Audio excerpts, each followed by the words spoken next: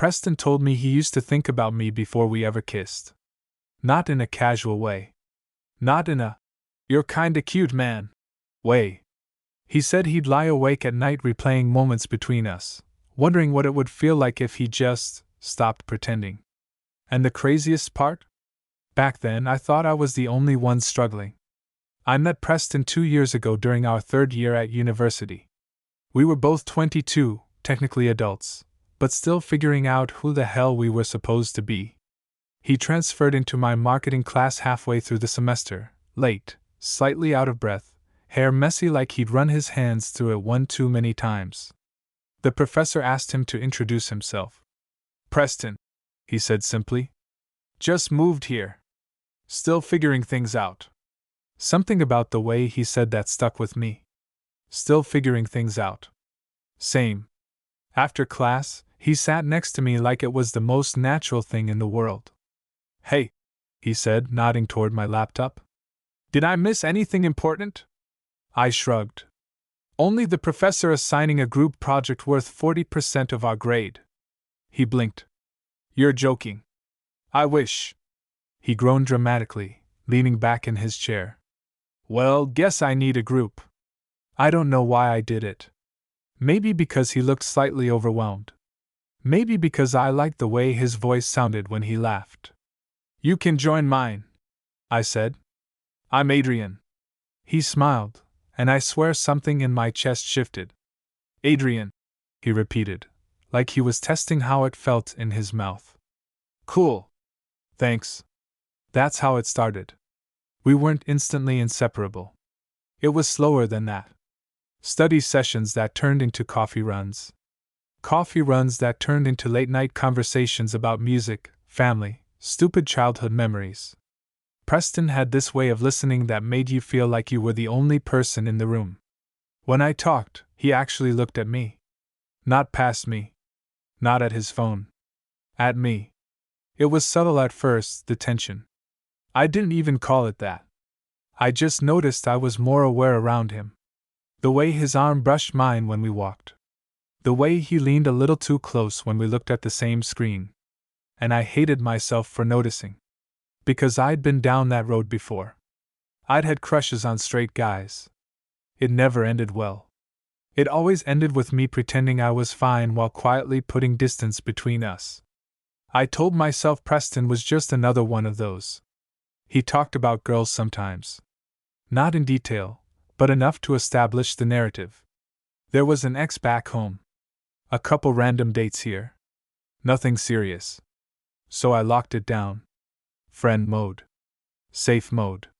The first crack in that plan happened on a random Thursday night. We were at my apartment, surrounded by empty soda cans and half-finished slides for our presentation. It was past midnight, and we were both fried. "Let's take a break," Preston muttered, stretching his arms above his head. His shirt lifted slightly, revealing a strip of skin above his waistband. I looked away too fast. "You good?" he asked, noticing. "Yeah," I said quickly. "Just tired." He studied me for a second, like he didn't quite believe it. "Can I ask you something?" he said. "Depends. Is it about the project?" "No." He hesitated. "It's about you." My stomach dropped. "What about me?"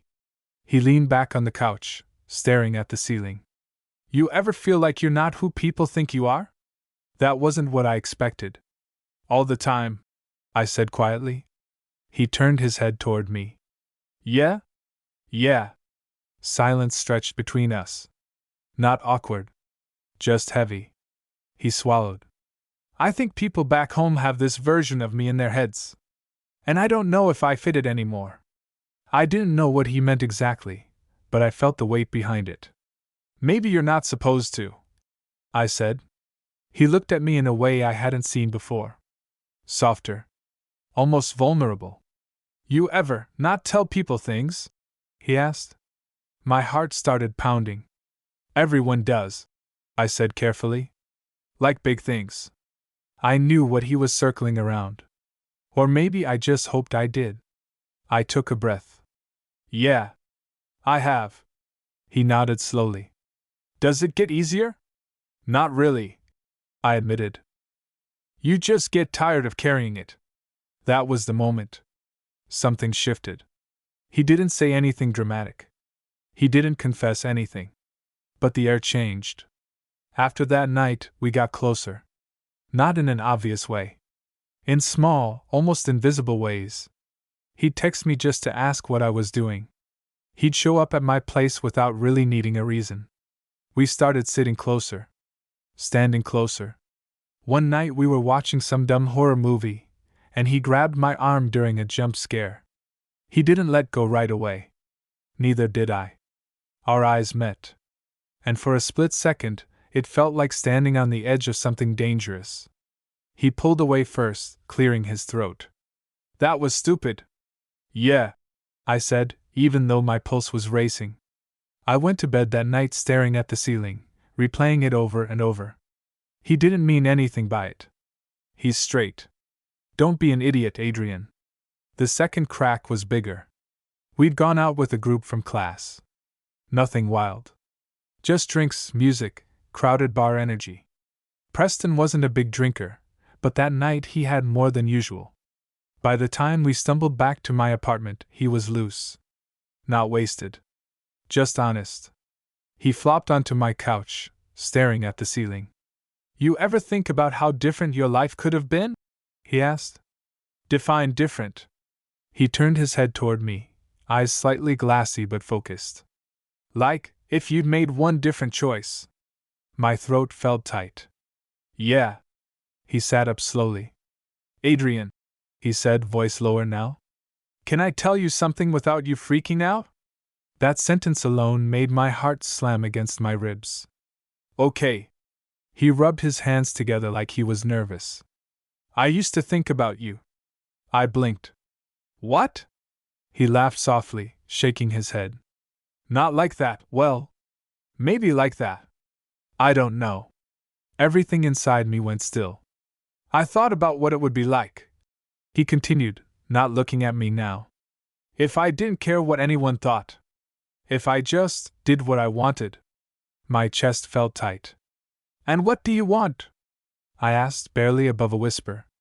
He looked up at me then. And the way he looked at me? It wasn't confused. It wasn't drunk. It was certain. You, he said. I wish I could say I reacted smoothly. I didn't. My brain short-circuited. Preston. I know, he cut in quickly. I know what I've said before. About girls. About being straight. I thought that's what I was supposed to be. He stood up, pacing slightly. But every time you'd sit close to me, or look at me the way you do when you're thinking too hard, I'd go home and it'd just be in my head. Over and over. I couldn't breathe. You thought about me? I asked, needing to hear it again. He laughed, almost embarrassed. Yeah. A lot more than I should have. My whole world tilted. All those nights I'd spent convincing myself I was imagining it. I wasn't. He stepped closer. I didn't know what it meant, he said quietly. I just knew that when I was with you, I felt right. And when I tried to ignore it, it just got louder. The space between us shrank. You don't have to say anything, he added. I just couldn't keep pretending. But I wasn't pretending anymore either. And that was the terrifying part. That night didn't end with fireworks or some dramatic movie kiss. It ended with us standing inches apart, both scared to move first. But something had been said. Something real. And once you say something like that, there's no going back to before. I didn't know it yet, but that confession? It was only the beginning. I didn't sleep that night. Preston ended up crashing on my couch like he had a dozen times before, but nothing about it felt normal anymore. I lay in my bed staring at the ceiling, his words looping in my head. I used to think about you. Not a joke. Not a dare. Not drunk nonsense. He'd said it clearly. Intentionally. And the worst part? I wanted him to say it again. The next morning was painfully quiet. I walked into the living room expecting awkwardness thick enough to choke on. Instead, Preston was sitting cross-legged on the couch, scrolling on his phone like nothing had detonated between us 12 hours earlier. He looked up when he heard me. Morning. My throat felt dry. Morning. There was a beat. A pause where either of us could pretend it didn't happen. He didn't. I meant what I said, he added, calm but steady. Straight to it. No escape hatch. I know, I said quietly. He watched me carefully. Are you mad? Mad? I almost laughed. Why would I be mad? He shrugged, jaw tight. I don't know. Maybe I screwed everything up. That hit harder than I expected. You didn't screw anything up, I said, and I meant it. He searched my face like he was trying to decode something. Then why do you look like you're about to pass out? Because if I let myself fully feel this, there's no going back. Because I've wanted this for months. Because I'm terrified you're going to wake up tomorrow and decide you didn't mean it. Instead, I said, I just didn't expect it. He nodded slowly. Yeah. Me either. Silence settled again, but this time it wasn't heavy. It was cautious. Like we were both stepping onto thin ice, testing whether it would hold. We didn't kiss that morning. We didn't even touch. But the energy between us was different. Electric. Sharp. Every time our eyes met, it lingered a second too long. Later that afternoon, we tried to work on our project again. Huge mistake. We were sitting side by side at my desk. Close enough that our thighs were pressed together. Neither of us moved. He cleared his throat. This is weird. Yeah, I admitted. Not bad weird, he added quickly. I swallowed. Yeah. He turned in his chair slightly to face me. I don't want this to turn into some I was confused thing, he said. I've had enough time to think. This isn't new. I just didn't want to admit it. That surprised me. You've thought about it for a while? He gave me a look. You have no idea. My heart stuttered. How long? I asked before I could stop myself. He hesitated, then exhaled. Since that night you told me about coming out to your parents. That had been almost 4 months ago. You went home after that, he continued, and I couldn't stop thinking about how brave you were. And I kept wondering why I felt so jealous. Jealous? Yeah, he said, voice softer now. Because you were honest. And I wasn't. The room felt smaller. I'd lie in bed replaying conversations with you, he admitted. Imagining what it would be like if I just leaned in instead of pulling away. That did something to me. Something deep. You pulled away a lot, I said quietly. I know. There was regret in his voice. Real regret. I thought if I created distance, it would fix it. But it just made it worse. I remembered all those subtle moments. The way he'd suddenly sit farther away. The way he'd start talking about random girls out of nowhere. He wasn't pushing me away because he didn't feel it. He was pushing me away because he did. Adrian, he said, and his voice was different now. Lower. Certain. Yeah? If I kiss you, is that going to ruin everything? My brain stopped functioning. He didn't move yet. He was giving me space. An out. And I could have taken it. I could have protected the friendship. Kept the safe version of us. Instead, I said, I think it'll ruin me if you don't. His breath caught. That was all it took. He leaned in slowly, like he was still giving me time to change my mind. I didn't. When his lips touched mine, it wasn't explosive. It was careful. Soft. Like both of us were testing something fragile. But the second I kissed him back, really kissed him, the hesitation shattered. His hand came up to my jaw, fingers warm against my skin. Mine gripped his shirt without thinking. And suddenly it wasn't careful anymore. It was months of tension collapsing at once. He pulled back just enough to look at me. Tell me this isn't a mistake, he whispered. It's not, I said immediately. That seemed to settle something inside him. He kissed me again, deeper this time, like he wasn't afraid of it anymore. And I swear, I felt him let go of something he'd been holding for years. We ended up on the couch, tangled in a way that would have been unthinkable a week ago. But here's the thing no one talks about. The scariest part wasn't the physical closeness. It was how natural it felt. Like this was always where we were headed. At some point, he rested his forehead against mine, breathing uneven. "I've never done this," he admitted quietly. "With a guy?" I asked. "With anyone I actually cared about."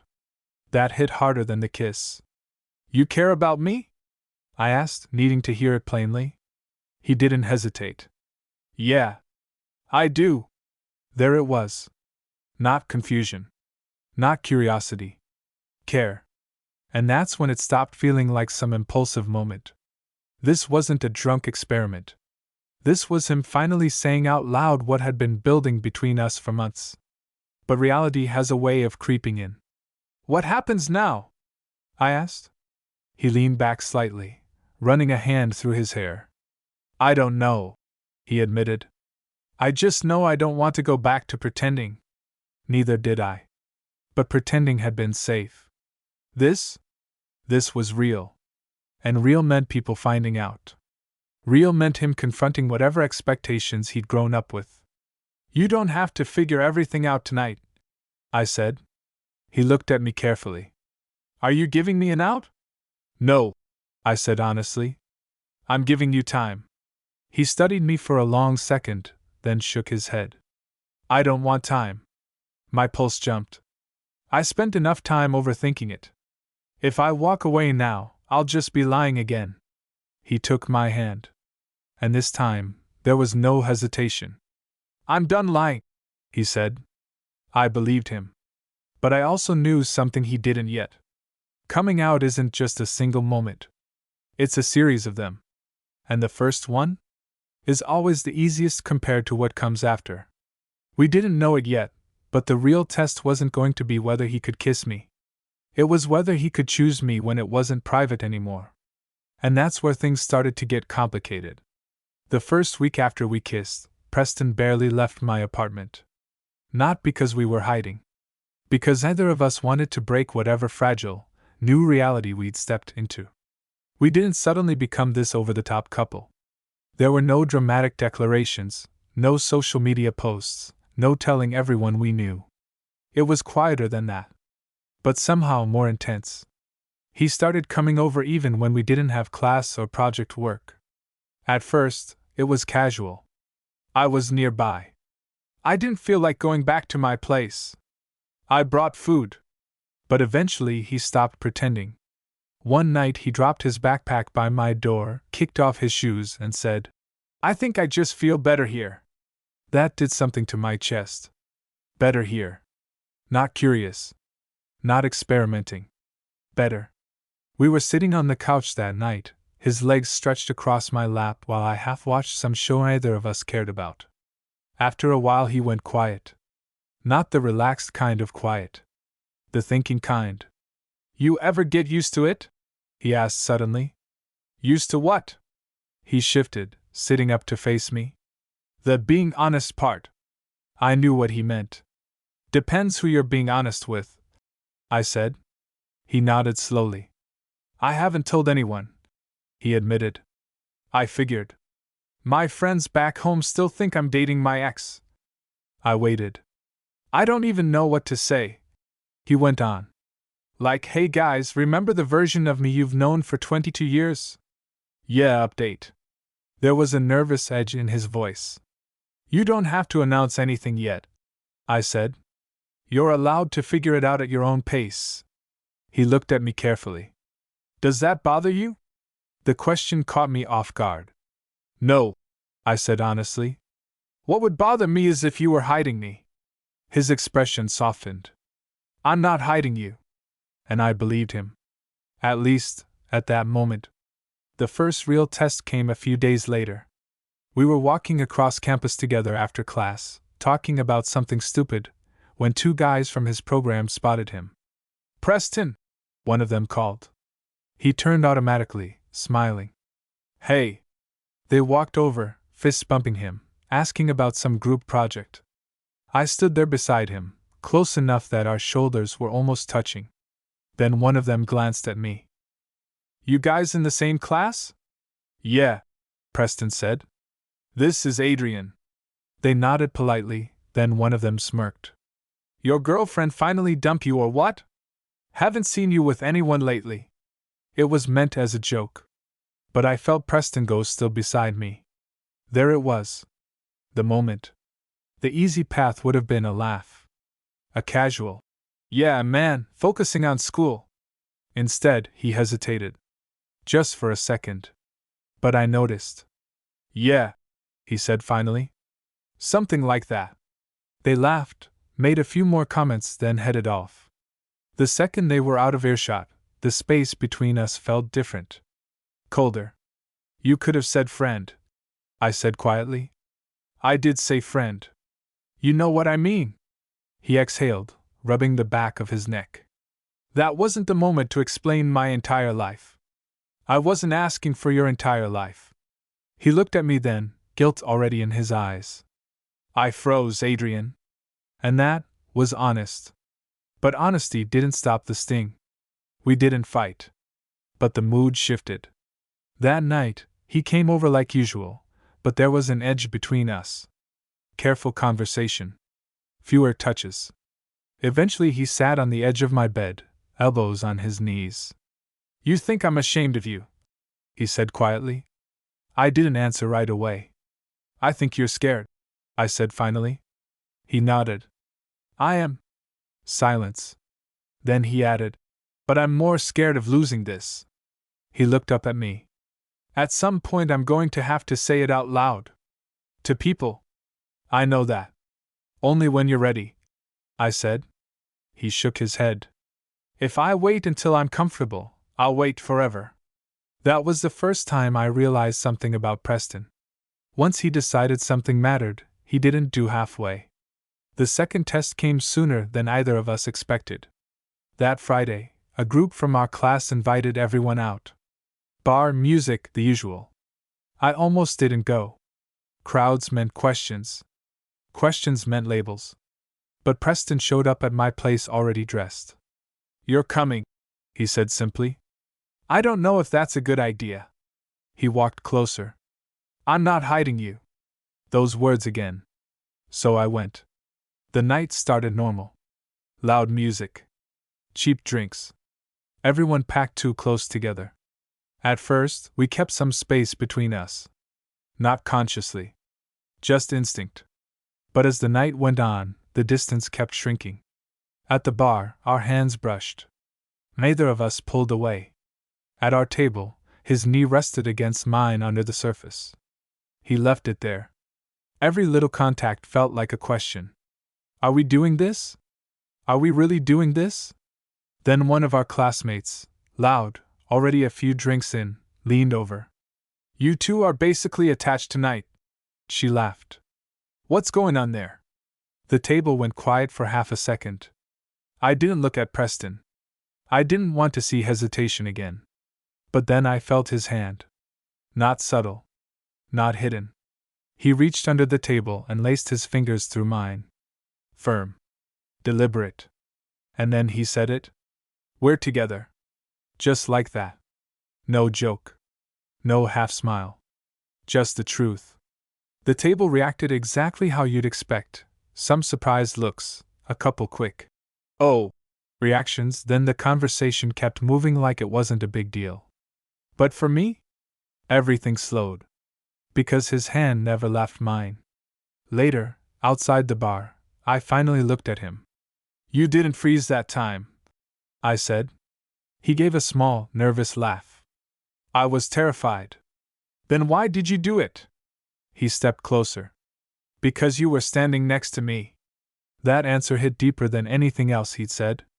I don't want you guessing where you stand, he added quietly. And in that moment, under a streetlight, with the noise of the city behind us, I realized something. Preston wasn't moving slowly anymore. He wasn't just figuring himself out. He was choosing me. But coming out to classmates in a noisy bar? That was the easy part. What neither of us was ready for yet was the people who already thought they knew him. And they were about to find out. Coming out in a crowded bar is one thing. Coming out to the people who raised you. To the friends who've known you since you were 12? To the version of yourself you spent years building? That's different. And Preston knew it. The Monday after the bar, campus felt different. Not hostile. Not dramatic. Just aware. A couple people smiled at us in a new way. A few whispers followed us in the hallway. Nothing cruel, just curiosity. Preston handled it better than I expected. He didn't overcompensate. Didn't act extra tough or overly affectionate. He was just steady. If anything, I was the one waiting for the shift. You good? He asked as we walked out of class.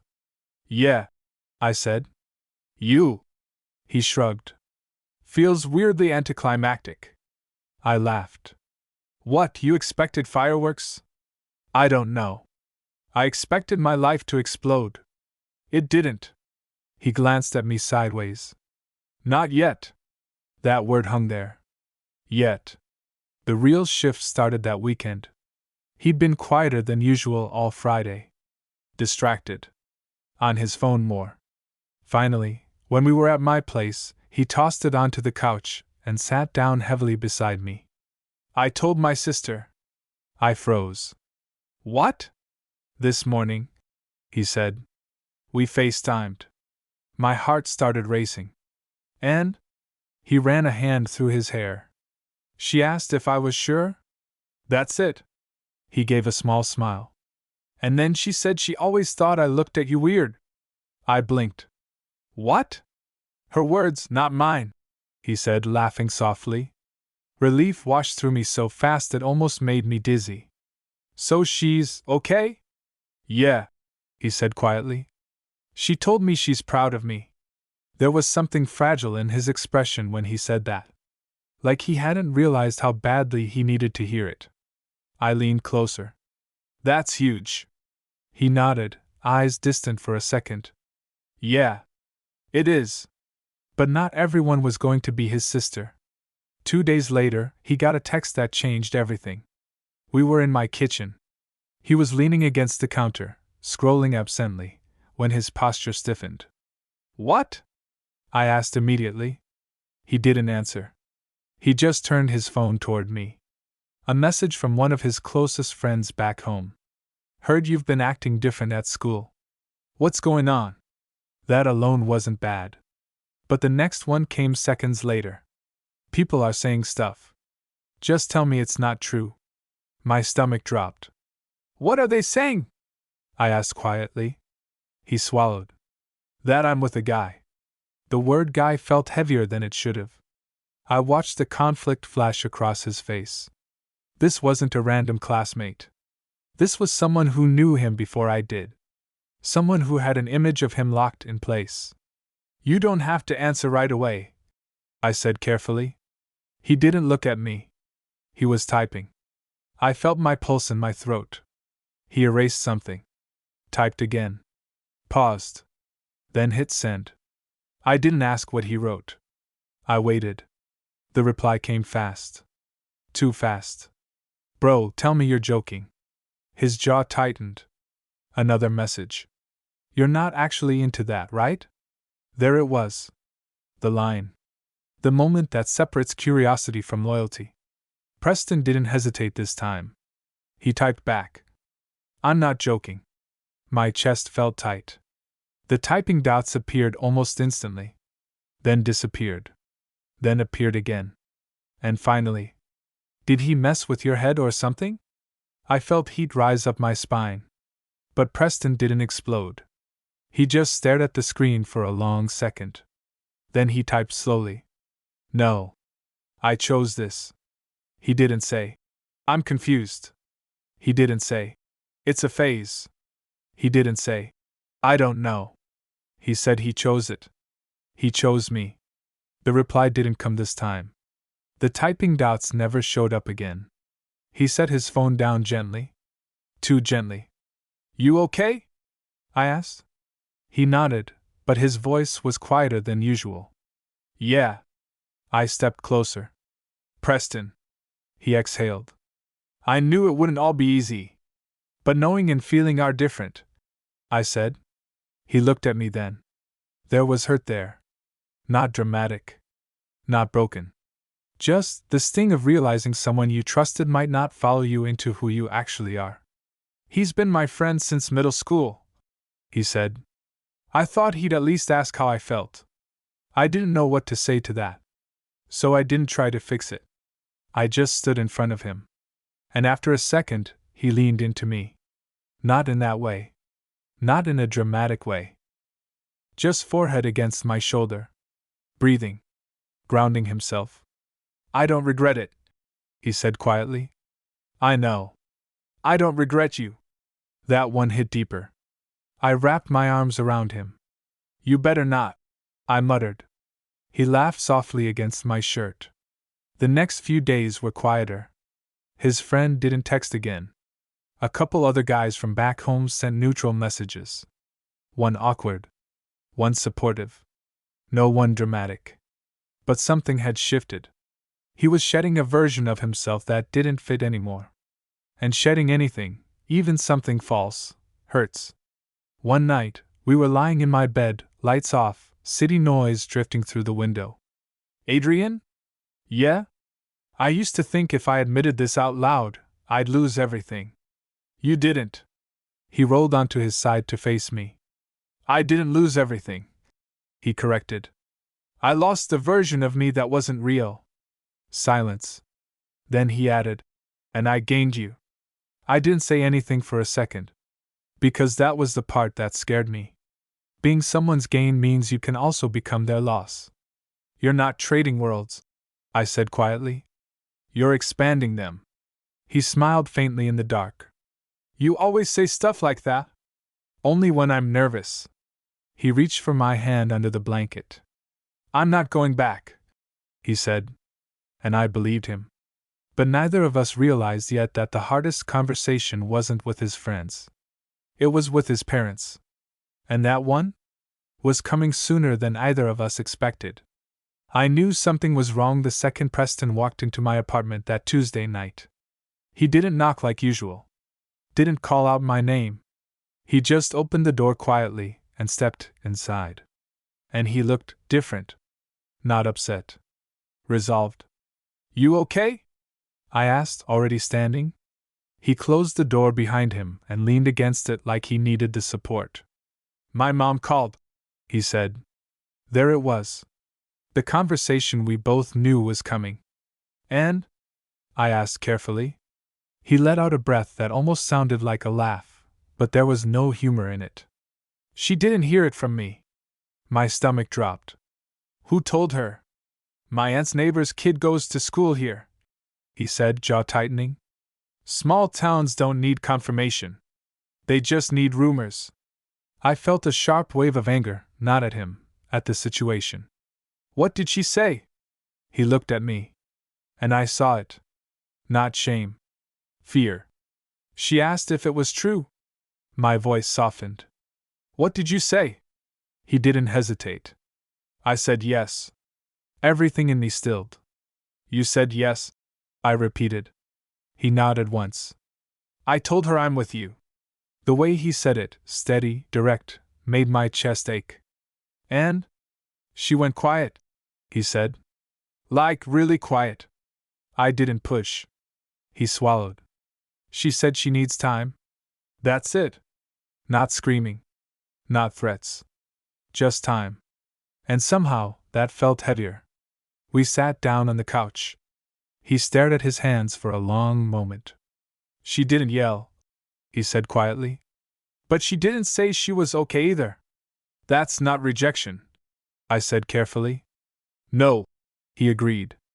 But it's not acceptance. There it was. The in-between. The waiting. I think she's scared, he added. Not of me. Of what it means. I nodded slowly. Parents build futures for their kids without even realizing it. They imagine weddings, grandchildren, safe paths. And when reality shifts, it feels like loss. Even if it isn't. Did she ask about me? I asked gently. He looked up. Yeah. My heart thudded. What did you say? He didn't look away. I said you make me feel more like myself than anyone ever has. I felt that somewhere deep. You didn't have to say that. I wanted to. Silence settled between us, but it wasn't heavy. It was thoughtful. Then he added quietly, She asked if you convinced me? My stomach twisted. And what did you say? I said nobody convinced me of anything. His jaw tightened. I told her this wasn't something you did to me. It's something I finally stopped lying about. I didn't realize how much I needed to hear that until he said it. Because that accusation? That narrative? It's the one people use when they can't accept change. He must have influenced you. You just haven't met the right girl. This is temporary. Preston wasn't letting anyone reduce this to a phase. Or reduce me to a mistake. Later that night, we were lying in bed. He was quieter than usual, tracing slow patterns on my arm. You know what the worst part is? He said softly. What? I'm not ashamed. I turned toward him. And? I thought I would be. I thought if I said it out loud to her, I'd feel wrong. His voice was steady. But I didn't. Something warm spread through my chest. You felt sure, I said. Yeah. He hesitated. And that scared me more. I frowned slightly. Why? Because if I was confused, I could go back. That hit harder than I expected. But I'm not confused, he continued. I don't want to go back. There it was again. Choice. Not impulse. Not rebellion. Choice. A few days passed without updates. His mom didn't call again. His dad hadn't said anything at all. That silence was its own kind of pressure. Friday night, we were out grabbing food when his phone buzzed. He glanced down. And froze. It's my dad, he said. My pulse spiked. He stepped outside the restaurant to answer. I stayed inside, staring at the door like I could see through it. 5 minutes passed. Then 10. When he finally came back in, his expression was unreadable. Preston? I asked. He sat down slowly. He asked if I was serious. That's it. He asked if this is who I am. And? He looked at me. I said yes. My throat tightened. He didn't yell, Preston added. He just sounded disappointed. There it was. The word that lingers longer than anger. Disappointed. I saw it flicker across his face for half a second. That old instinct to shrink. To adjust. To soften himself. But then it disappeared. Did you tell him about us? I asked. He nodded. I told him I care about you. The way he said it wasn't dramatic. It was grounded. And that meant more. What did he say? I whispered. He said he needs to think. Time. Again. I reached across the table and took his hand. Public. Open. No hesitation. He squeezed back. I don't regret it, he said. I know. I don't regret you. He keeps saying that. Like he's afraid I think he might. That night, back at my place, he was quieter. Not distant. Just processing. You ever wish it was easier? He asked softly. Sometimes, I admitted. But then I think, if it was easy, maybe it wouldn't feel this real. He looked at me carefully. You think this is real? I almost laughed. Preston, you told your parents about me. He exhaled slowly. Yeah. That's not a phase. Silence. Then he moved closer, resting his forehead against mine. When I said I used to think about you, he murmured, I didn't mean casually. I know. I used to imagine what it would feel like to choose you. My breath caught. And now? I asked quietly. He didn't hesitate. Now I don't have to imagine. And in that moment, despite the tension, despite the waiting, despite the uncertainty hanging over us, he felt solid. Not confused. Not fragile. Solid. But life doesn't pause just because you've found something real. And the next test? Wasn't going to be about his parents.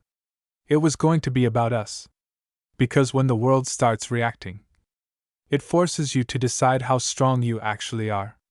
The shift didn't happen all at once. It was subtle. And that's what made it harder. At first, everything between us felt stronger because of what we'd gone through. Like we were a team against the world. His friends back home were quiet. His parents were processing. Campus gossip had already moved on to something else. But pressure doesn't disappear. It settles. And sometimes it turns inward. It started with small things. He'd get quieter when his phone buzzed. He'd hesitate before reaching for my hand in public, just half a second. Barely noticeable. But I noticed. Because when you fought for something, you become hyper-aware of it slipping. One afternoon, we were studying in the library. Not even touching. Just sitting across from each other. He kept checking his phone. "Everything okay?" I asked. "Yeah," he said too quickly. I waited. He sighed. "My dad sent me a long message." My stomach tightened. "Bad?" "Not angry," he said slowly. "Just disappointed." Again. That word. It kept coming back. "What did he say?" "That he doesn't understand how I can throw away the life they pictured for me." I felt a flash of anger. "You're not throwing anything away." "I know," Preston said quietly.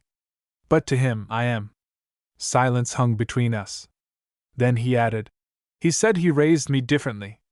That one hit deep. Because it carries implication. Like this version of him must have come from somewhere else. Like I must have brought it.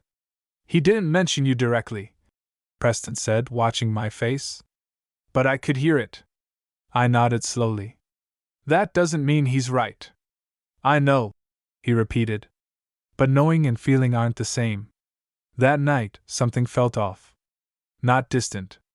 Just fragile. We were in my bed again, but the air was heavier. He was lying on his back, staring at the ceiling. "Adrian?" "Yeah?" "Do you ever think about how much easier my life would be if I just didn't do this?" The words weren't cruel. They weren't directed at me. But they landed. I took a breath before answering. "You mean if you weren't with me?" He turned his head toward me immediately. "No. I mean if I went back to pretending." I studied his face in the dim light. He looked exhausted. Not from us. From carrying everything else. "You could," I said quietly. The words surprised him. "You could go back," I continued. "You could tell them it was a phase. You could date a girl again. You could make everything easier."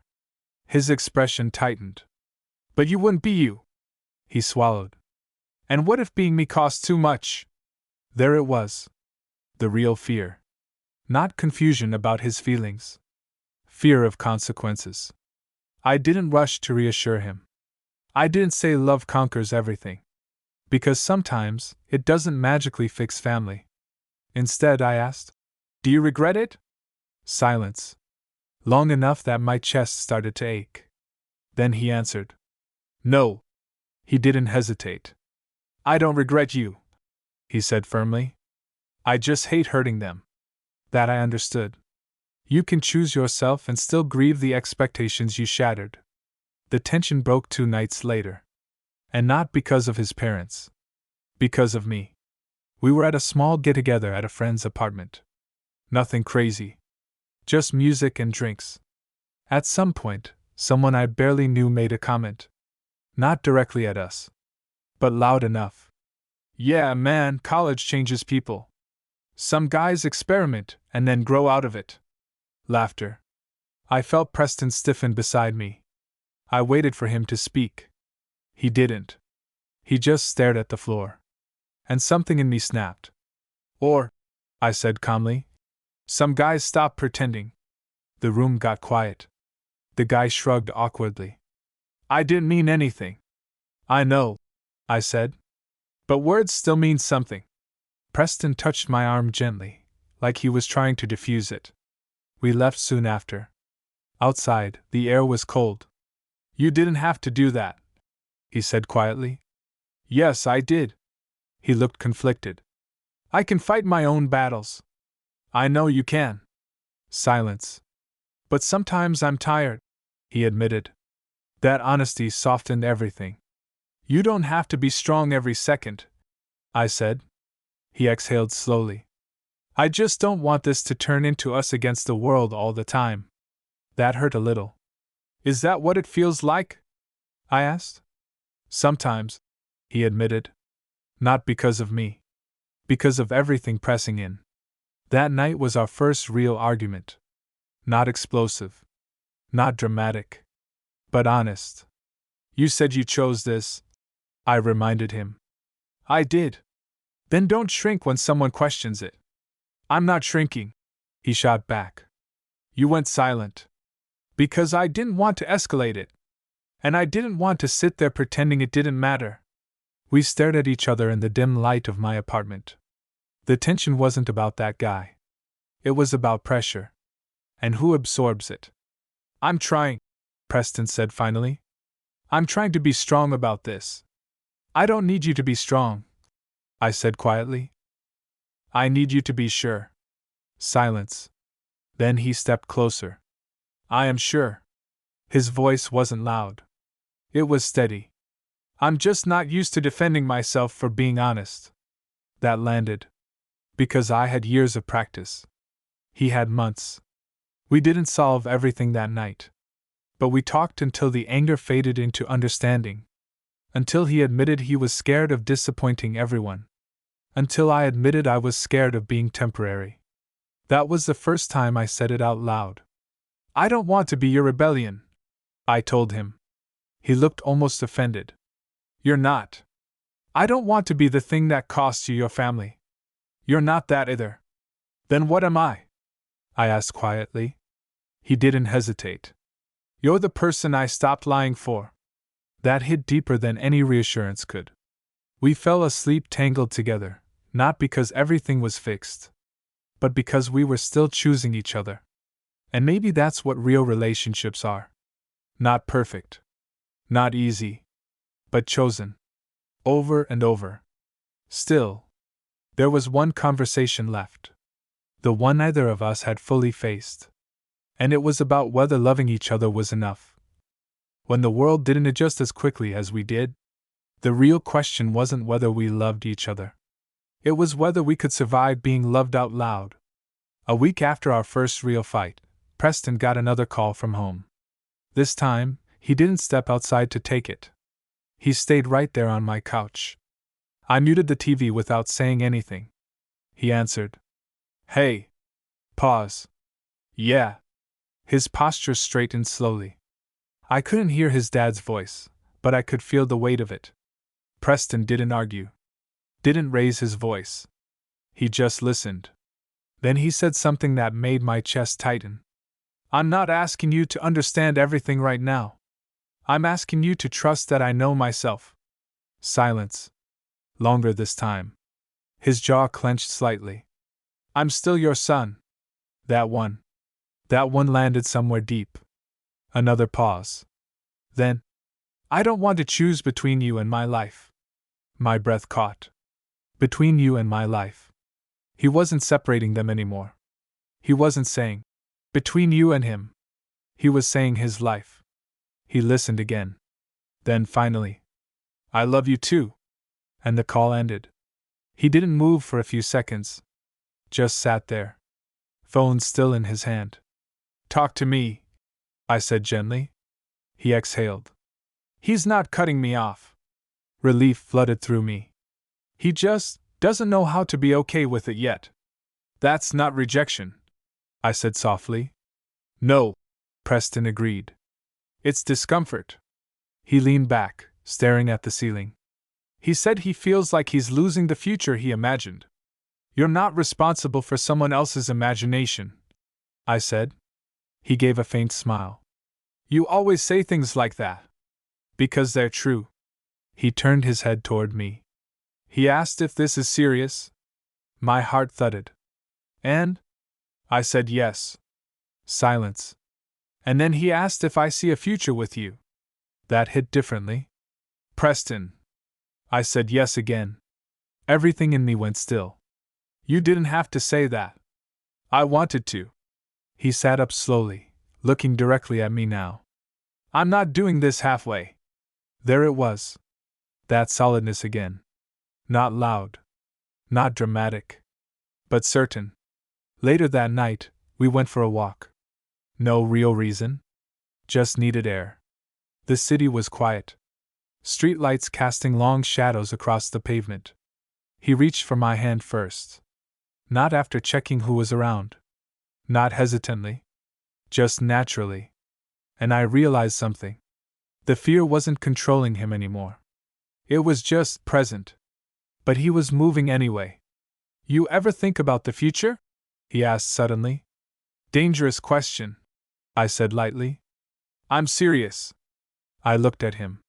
Yeah. I do. With me? He asked. There was vulnerability there. Raw and real. Yes, I said. No hesitation. He swallowed. Good. Why? Because when my dad asked, I wasn't bluffing. He squeezed my hand. I've thought about it, he admitted. Not just the fantasy part. The real part. The complicated, messy part. And I still want it. The simplicity of that answer hit harder than any big declaration. A few days later, something unexpected happened. His mom called again. This time, he put her on speaker. Not because he had to. Because he wanted me there. She sounded careful. Gentle. I don't understand everything, she said. I know, Preston replied calmly. But I love you. There it was. The first solid brick. And I don't want to lose you over something I don't fully get yet. My throat tightened. Preston's voice softened. You're not losing me. She paused. Is he good to you? He looked at me when she said it. Yes, he said without hesitation. He is. I didn't realize how much that question mattered until she asked it. Not, why are you doing this? Not, is this a phase? Is he good to you? And slowly, that's how it started shifting. Not overnight. Not magically. But shifting. The biggest change wasn't external, though. It was internal. One night, lying in bed, Preston turned to me. You know what's weird? He said quietly. What? I used to think about you before anything happened. I smiled slightly. You've mentioned. He shook his head. No, I mean really think about you. I'd imagine what it would feel like to wake up next to you without panic. I traced my thumb over his wrist.